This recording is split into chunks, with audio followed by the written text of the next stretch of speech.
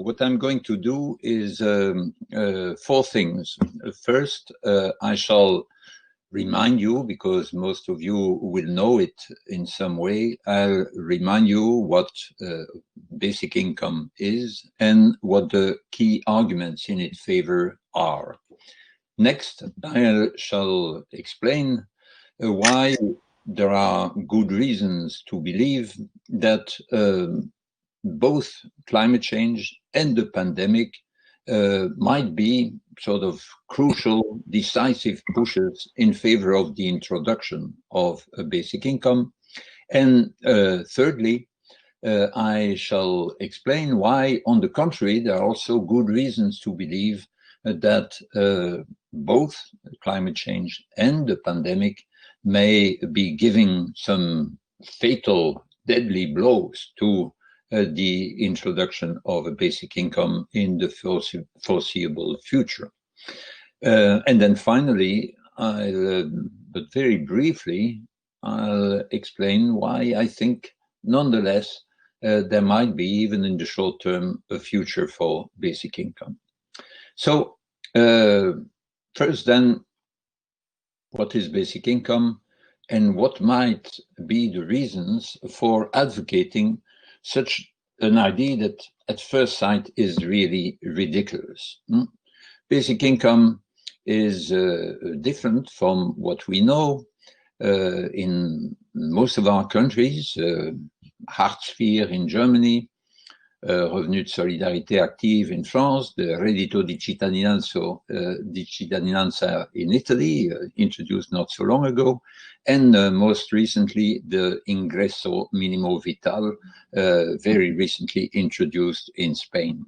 What are the differences? Well, all these systems are forms of minimum guaranteed income, but they are conditional in three senses in which a basic income is unconditional. The basic income is strictly individual.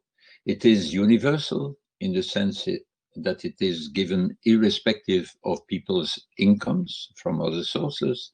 And thirdly, it is also obligation-free. Individual, strictly individual, you may say this is really ridiculous, because everyone knows that if you live alone, your expenses are less than if you live with other people. So why give the same amount to everyone?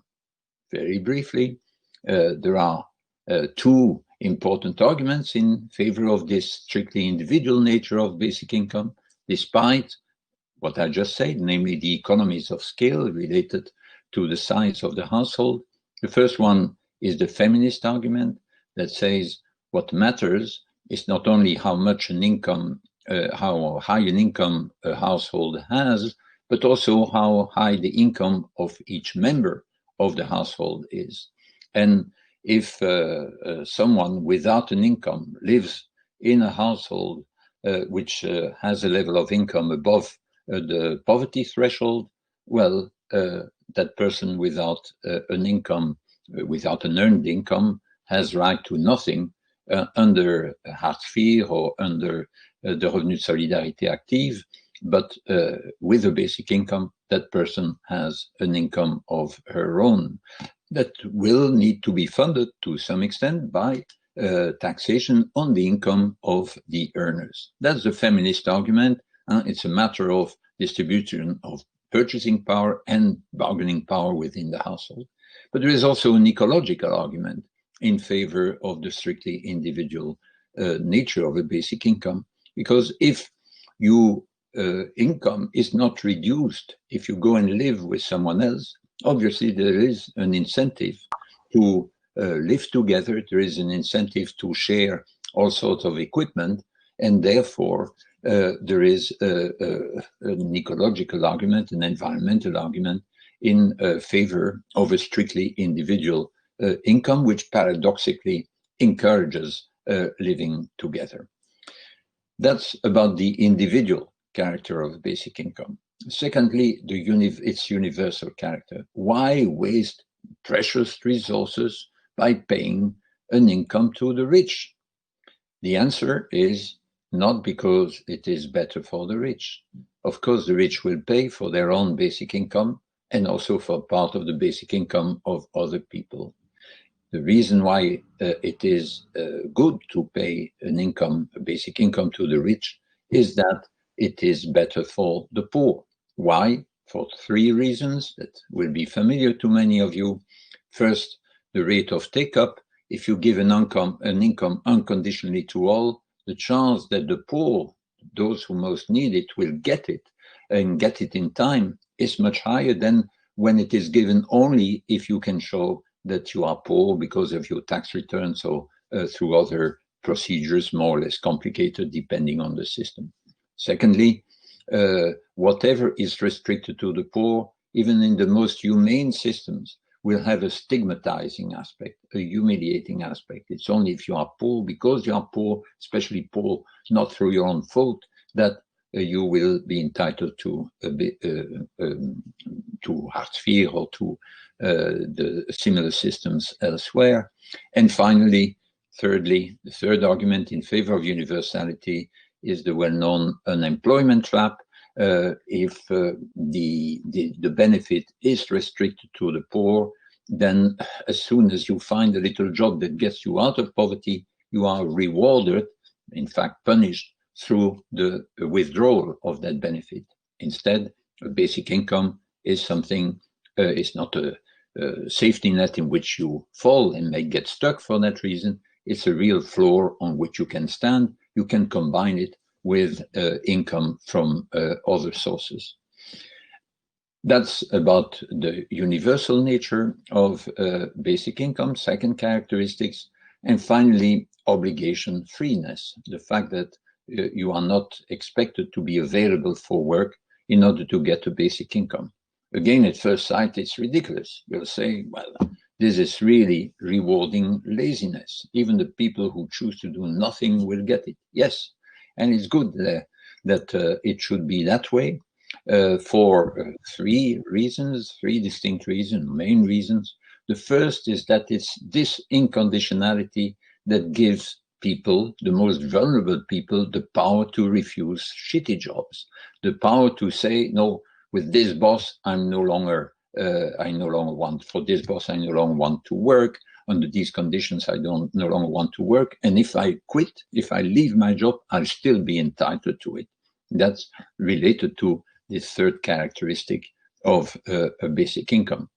Secondly, anything that's related to this sort of control of the availability for work is unavoidably a source of stress. And one of the most striking results of the recent basic income experiment in Finland is the significant impact it had on, even with the same level of income, on the stress level of these poor, vulnerable people, and therefore also on their level of health. And finally, of course, this obligation freeness and this the absence of a connection to the labor market is, of course, a way of rewarding, of giving some sort of financial autonomy to whoever does very important activities for society within the household or outside of the household, but that don't take the form of paid work. So for the three reasons, this obligation freeness, even though ridiculous or even repugnant to many, is also very important. All taken, and here I get to the core of today's conference, even more fundamental in a way, are the arguments that attach to the combination of the universality and the obligation freeness.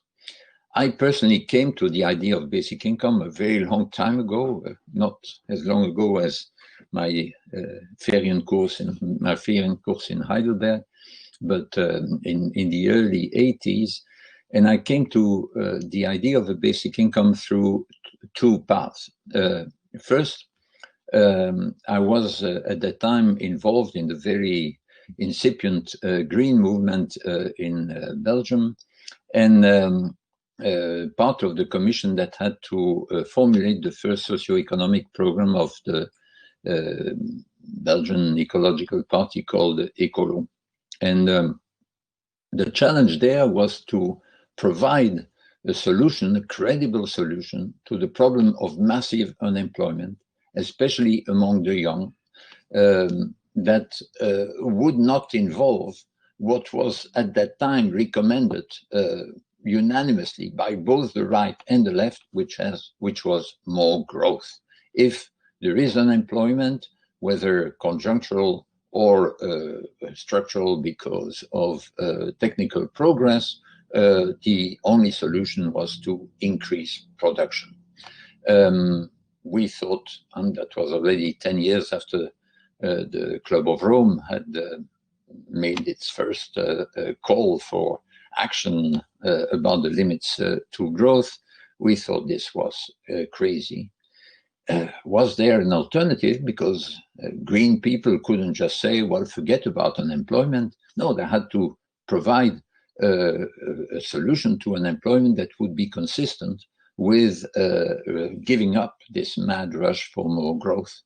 And then that idea came to me that said, well, aren't there some people in society, in our economy, who work too much, who make themselves sick by working too much, and other people who would like to have some work and make themselves sick because they can't find work?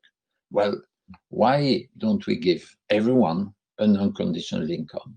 It's simple, and it enables people who work too much to work less, to start working part-time, to interrupt their working career in order to avoid the burnout, as we now call it.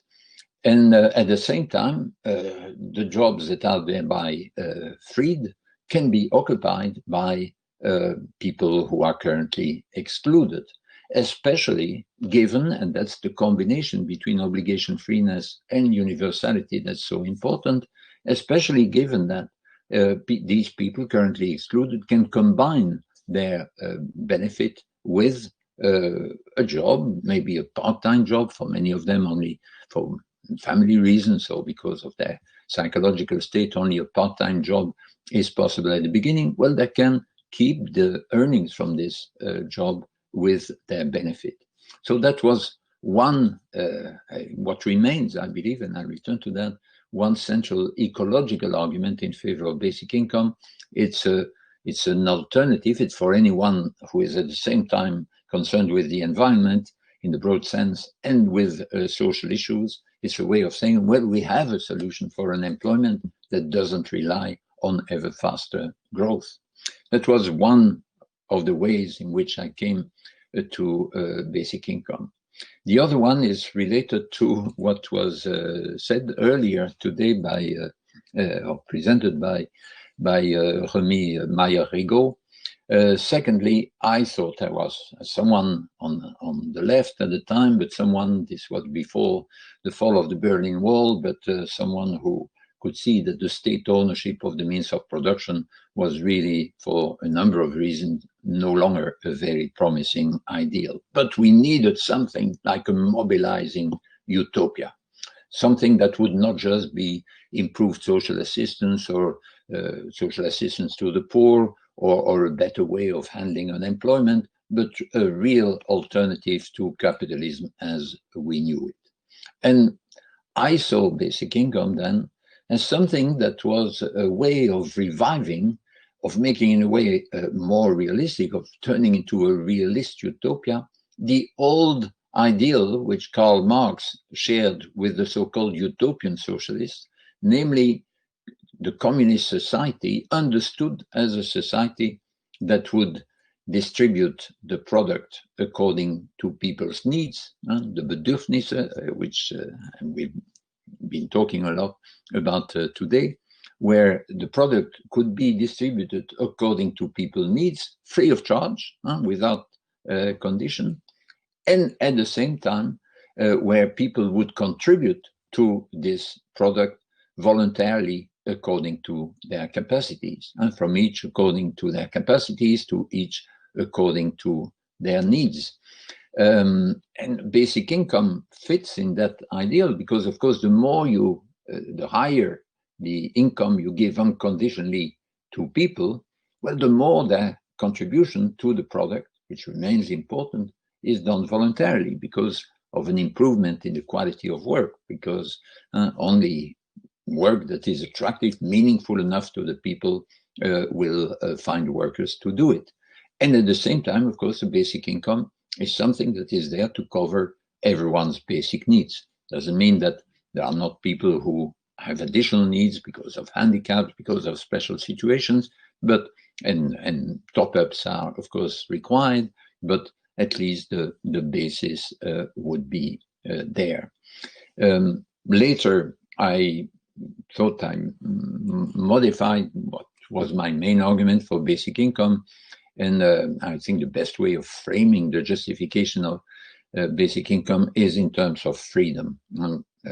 Katharina Bonenberger today introduced a distinction between positive and negative freedom.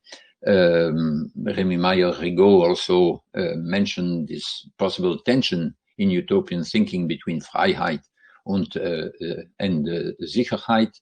Now, for me, basic income is really a real freedom. I call that real freedom rather than positive freedom, which has too many interpretations. Real freedom meaning not only the right to do things, but the real capacity to do things.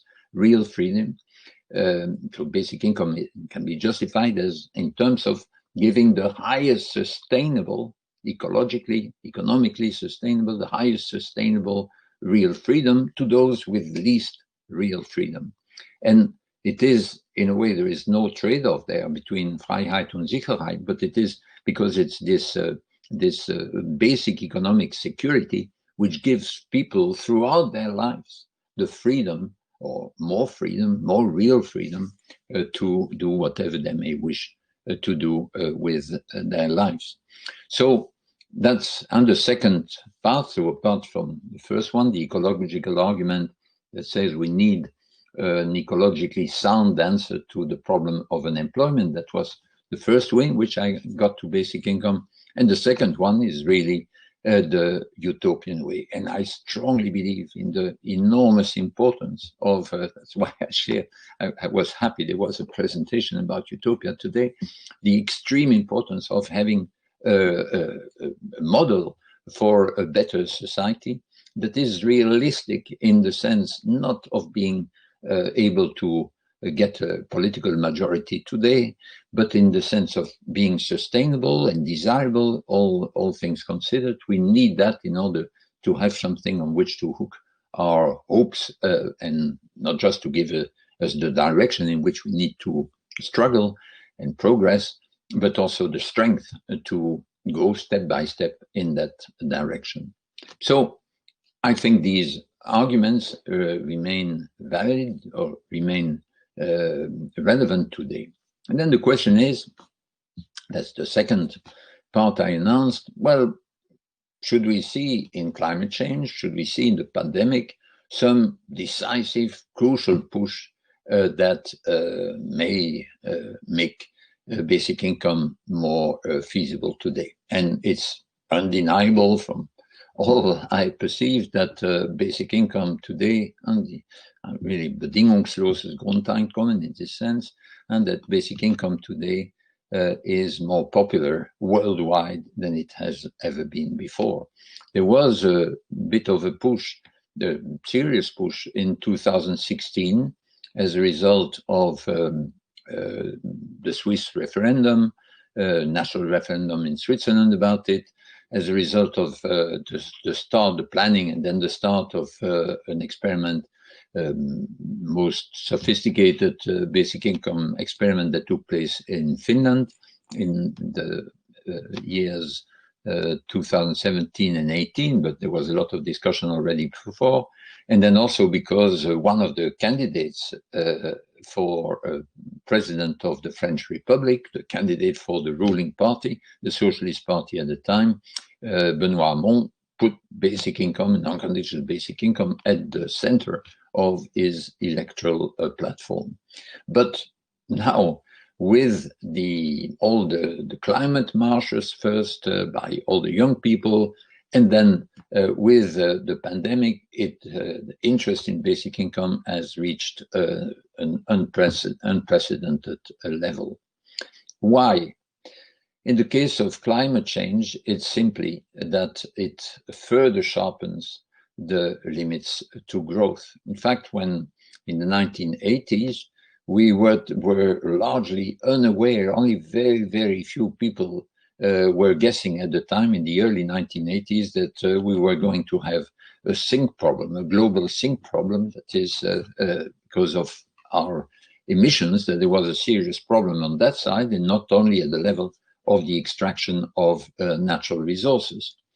So if the environmental problem gets even more serious, and especially with the expectation, perhaps exaggerated, of further automation, robotization, artificial intelligence, there is a problem of unemployment, but the solution cannot possibly be now, even more than in the 1980s, a rush for faster growth in order to prevent people from being unemployed. Nor should it be, nor can it be a handout that is then being given to the people who can no longer find a job. But there is a solution, and that is, and that's the thing, simply the update of the argument I gave before. It consists in not in having a safety net for the excluded to whom you give an income instead of a job. No, you give a strong floor that is combined, that can be combined with income from work, and that can be combined with productive and interesting income from work, if it is combined with a revolution of our post-obligatory education in the form of lifelong blended learning, that is the lifelong learning, not only from very young, but also till far beyond the retiring age, but combining the mobilization of this incredible mass of knowledge that is now available on the internet, free of charge or practically free of charge, combining that with a local, critical and creative appropriation within institutions like schools and universities, but also in many other more informal contexts. That's for climate change, so it looks, well, it's simply an exasperation, I would say, of this sharpening of the earlier ecological argument for basic income. What about the pandemic? Well, from the very beginning of the pandemic, there were calls for two forms of temporary basic income that helped popularize basic income. There are two forms, quite distinct, differently motivated, differently funded. The first one is what was sometimes called an emergency universal basic income. That was meant to help people, to help everyone survive in the lockdown period. Especially in those countries in which you have a lot of informal work and a lot of self-employment, the existing schemes of temporary unemployment benefit were ill-suited, were not adequate to enable everyone to have enough to survive. And so we saw some quite extraordinary things, like Trump supporting something that was nearly a basic income for a number of months, 3 or 4 months, that was given to every American resident, except for the rich, the richer category of people. Now, so that's the first type of proposal. Of course, it's in those countries where the welfare state is quite developed, it is less necessary than in other countries, but even there, many people didn't have access to these temporary benefits, or got access to it too late or in complicated way. But as you can imagine, this sort of scheme can only be temporary. In most cases, it's simply funded by emergency deficit spending, so an increase of the public debt, and you cannot continue forever in this way. The second sort of proposal is something that's sometimes called quantitative easing for the people. That is meant also to be temporary, but at the time when one is getting out of the lockdown or out of the recession created by the lockdown. It has been regularly proposed also for the earlier crisis in Europe, where especially when the rates of interest are already very low, it doesn't make sense to try to strengthen aggregate demand by encouraging people to borrow, both individuals and firms to borrow when the rate of interest is already near zero, sometimes even negative. So you need another way of boosting the economy. And that's where some people, including mainstream economists, have been arguing for so-called helicopter money, also quantitative easing for the people. Quantitative easing is when you create money in order to reboot the economy, but for the people means in the form of a cash income, which you give for 1 month, for 2 months, directly to the people. But again, this is money creation. You cannot go on forever, and as soon as the machine has started working again, if you keep doing that, you'll have an uncontrollable inflation starting. But these two proposals also may help make people aware of the more general idea of an unconditional basic income, and in particular, they made them realize that, in fact, our economies and our societies would have been far more resilient, far more shock-proof, had they had from the beginning basic income funded then in a sustainable way and not by money creation, no by public debt. Had we had that, the other devices would not all have been superfluous, redundant, but they would have been cheaper because they would have come as top-up above this firm basis, and that would also have been less urgent. So if there was some delay, it was less of a problem because basic security would have been assured from the beginning. So all this contributed, and so the pandemic in this way really contributed to the popularity of basic income. In this context, we'll have on later this week, in a few days, on the 25th of September, there will be a new European Citizens Initiative launched. There was one a few years ago about basic income, and of course, now after all this, the idea of basic income is far more widely known. Far more widely understood to some extent, and far more widely supported to some extent across Europe than it was the case a few years ago. So far so good, I would say, but now comes the trouble. And I find it's extremely important to think hard and seriously about the trouble that is about objections. We shouldn't, and has been one of my pleas also ever since we founded the Basic Income Network in Louvain, in my university town in 1986, a constant plea for please take objections seriously, and I'm sure there will be some this evening too. And one of these objections might be, well, that very far from leading to a decisive push in favor of basic income, both climate change and the pandemic are rather good reasons or good rather causes for making the introduction of a basic income more difficult, if not impossible, in the foreseeable future. Why? Well, the first, and there will be three elements to be taken into account, and that may support that view. The first one is that both climate change and pandemic induce a decrease in the productivity of labor.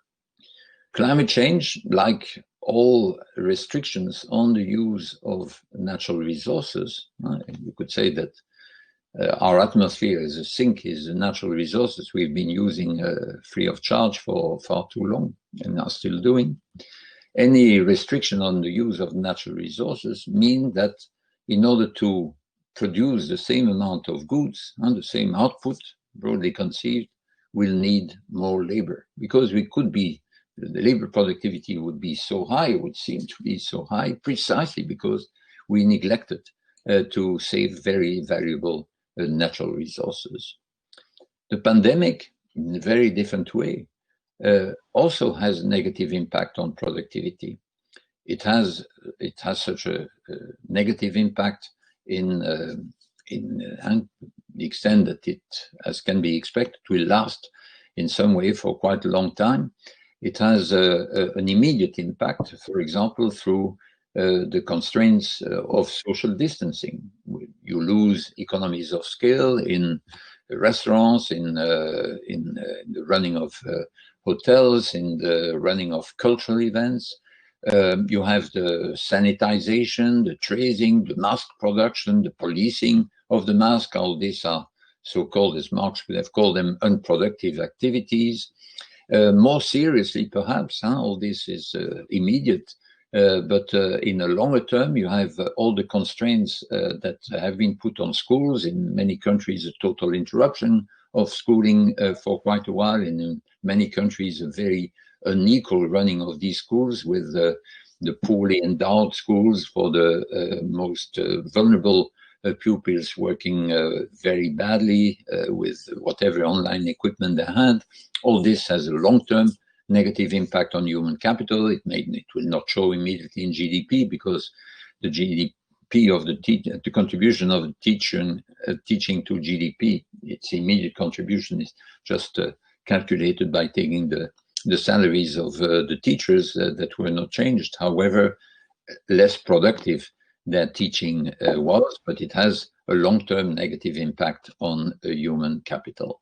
All this, whether in the immediate way or in a more distant way, means a further reduction in the productivity of labor.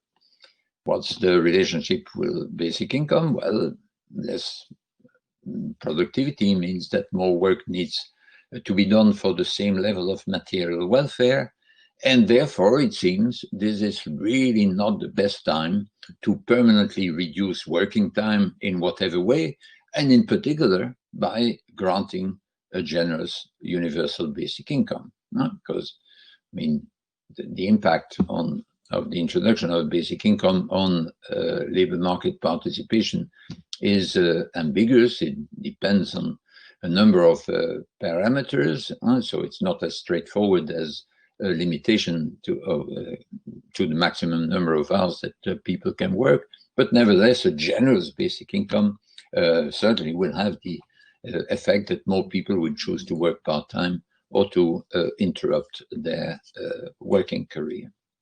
So that's the first reason why there may be serious trouble for people who defend a basic income as a result of both climate change and the pandemic, this reduction in the productivity of labor.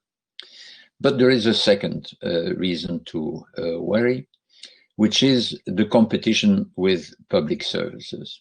Of course, there is no reasonable, decent advocate of basic income who wants to replace public services, in particular healthcare and education, by a basic income given in cash. Universal access to good healthcare and universal access to good education are just as important as universal access to cash. But as a result of the pandemic, we can expect that there will be a push for more spending on health. We saw from the data that were presented at the beginning of the afternoon, we saw that already 44% of social spending in Germany is devoted to healthcare. But because of the emotional aspect of the health of the care that was provided in this very difficult period, and that was provided with huge efforts and sacrifices on the part of the healthcare staff, but also because of the aging electorate, the fact that electorate consists increasingly of older people in our European countries. And of course, as you know, healthcare, the bulk of the use of healthcare is made by older people. For these reasons, and so the emotional aspects and the aging electorate, we can expect that there will be a strong, serious push for more spending, for even more spending of healthcare, at the expense of what could be done in other domains, not only, but also for a basic income. Moreover, it may be argued, not unreasonably, that a basic income may make it more difficult to recruit nurses, because I mentioned before that basic income would give more bargaining power, more options to people, and I said this would enable them to turn down shitty jobs. Now, a nursing job is certainly not a shitty job. It's a wonderful job. It's a very important job for our societies, but it is regarded as a very hard job in many circumstances. And therefore, if nurses have the option of reducing their working time or interrupting their career, they may well do so with a basic income. And to attract enough nurses, well, you'll have to pay them more, which means that for that reason too, there may be a push. There's likely to be a push for more spending on healthcare if, in this case, if a basic income were introduced. So I said under my second reason for worrying is competition for with public services. I mentioned healthcare, but one should also mention education. But there should be, and above all, my fear is that really that spending on healthcare, that means mainly for the old, will come at the expense of spending on education, which is obviously mainly, not only, but mainly for the young. And given what I mentioned before and the deficiencies, the inequalities created by the lockdown with long-term effects, it will be important also, and there can be a good case for increasing spending in education, combined, of course, with the increasing diversity, in particular linguistic diversity in our schools, in all our cities in Western Europe, which make it increasingly difficult, which makes teaching an ever harder challenge. Therefore, and that's to conclude on my second worry, therefore, again, given these demands for education and for healthcare, this doesn't seem the best time to introduce a generous basic income. And thirdly, and not least important, thirdly, there is the fact that must be borne in mind whenever we talk about degrowth and zero growth, that production in the north must help fund consumption in the south. Anyone among you who's spent any time or does any serious visiting in less developed countries realize that it's simply unacceptable for us northerners to go there and tell them, sorry guys, but for the good of our planet, you'll have to keep your level of consumption at the level it is now, or the level of your investment in public services or in public infrastructure. That's simply unacceptable. And I also believe that there is no realistic scenario for global justice that can dispense with massive transfers from the north to the south. And that means that we must, even if we must keep our consumption level constant, or in the north, or even if we must reduce our level of consumption, we must not think that this implies that we must reduce our level of production, because of part of what we shall produce and need to produce in the north will have to be consumed in the south. Now, this need for such massive transfers will further increase, and it will certainly not diminish. It's likely to further increase as a result both of climate change and of the pandemic. Of the climate change, because as you know, some less developed countries are likely to be far more affected by climate change than our West European countries, and also as regard the pandemic, because in some countries like India, the pandemic has massive negative, disastrous impact on the livelihood of millions of people. So again, if we need more production in the north, not for our own consumption, but in order to feed the sort of transfers which any conception of global justice requires, realistically, in terms of what it realistically requires. Therefore, again, this doesn't seem to be the best time to permanently reduce working time, in particular by granting a generous universal basic income. So I gave you these three reasons to worry, or at least to those among you, and there are likely to be some who are inclined to think that basic income is a good idea. So I said, so just to sum up, this idea of a fatal blow might be first, both the climate change and the pandemic in very different ways induce, cause a reduction in the productivity of labor. Can be expected to do so, both in the short term and the longer term. Secondly, both of them also will lead, both of them, but especially the pandemic in this case, will lead to greater competition with public services, which UBI, basic income, is not meant to replace. And so it's very important that good universal healthcare, good universal education should remain available or become available in some countries. And thirdly, third possible reason for this fatal blow, the production in the north must help fund consumption in the south, and the needs of the south as a result of both the climate change and the pandemic are not likely to decrease. I come now to my conclusion, and which is, therefore, should we forget basic income, and indeed forget any hope about improving the situation for the younger generations, any hope of a better life for the people, for ourselves, and for the younger generations, for the generations to come in our countries? No.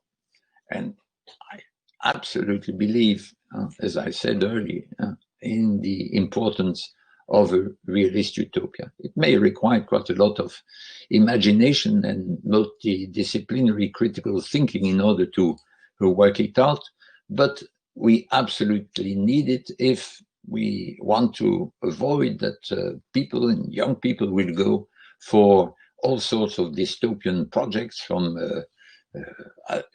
Muslim fundamentalism to nationalism of various sorts, that can provide them with some sort of illusory utopian project. No, we need to work one out, work a utopia out that would be consistent both with global justice and with intergenerational justice. I believe that remains possible. And I'll be very short, so I'll conclude with that. And it must have at its core at least the following three ingredients. One, a universal basic income, but modest, not the 1,200 euros that are currently experimented by Mein Grundeinkommen in collaboration with the DIW, a modest basic income, but even a modest basic income that's not sufficient to live on if you live alone in a city, widens the range of options that are open to people and constitutes an important complement to the lifelong blended learning, which is the second ingredient, which for me is fundamental. It's really the mobilization of this treasure of knowledge, of information, and some of which is knowledge. A lot of it is also crap, but that's why it must be an appropriation that is critical and collective, that is at the same time creative, and that needs, in combination with the internet and whatever is needed by way of equipment to access the internet, but that needs these not only schools, universities, but also associations of various sorts, even families, neighbors, etc., in order to do this appropriation, in order to equip ourselves cheaply in terms of monetary incomes needed for it, to better equip ourselves as producers, as workers, but also as consumers, as users of public services, as citizens, and also simply as neighbors, for all of which we need skills, and we need increasing skills, linguistic in part, but also technical of many sorts, medical, whatever.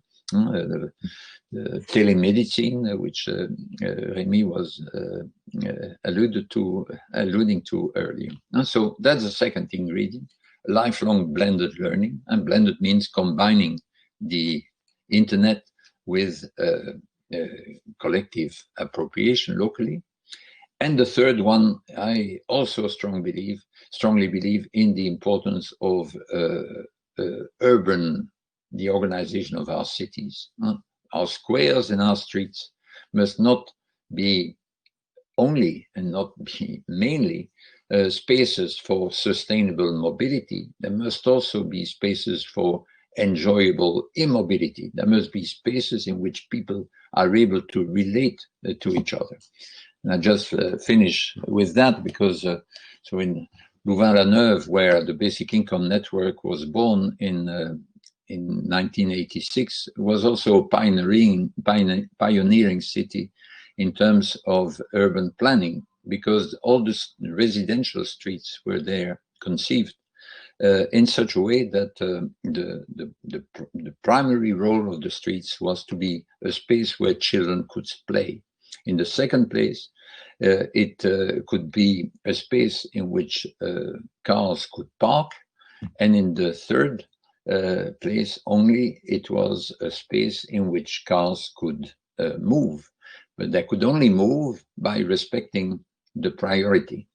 That is the priority. This priority, that is, it's primarily something for kids, for children to play. And if you have that hierarchy, you have a different relation between the adults in the street as well. And it is also a part of what must make the life in the future better for our children, better than ours, even though they will have to consume less in material terms, is really the combination and, in fact, the mutual strengthening of these three ingredients. Radical transformation of the distribution of income by introducing this unconditional floor, lifelong blended learning with including neighboring associations, local schools, etc., taking part in that, and then transformation or an improvement of our public spaces, mainly in our cities, where a growing part of our population will anyway be living. So this is what I wanted to submit to your discussion this evening.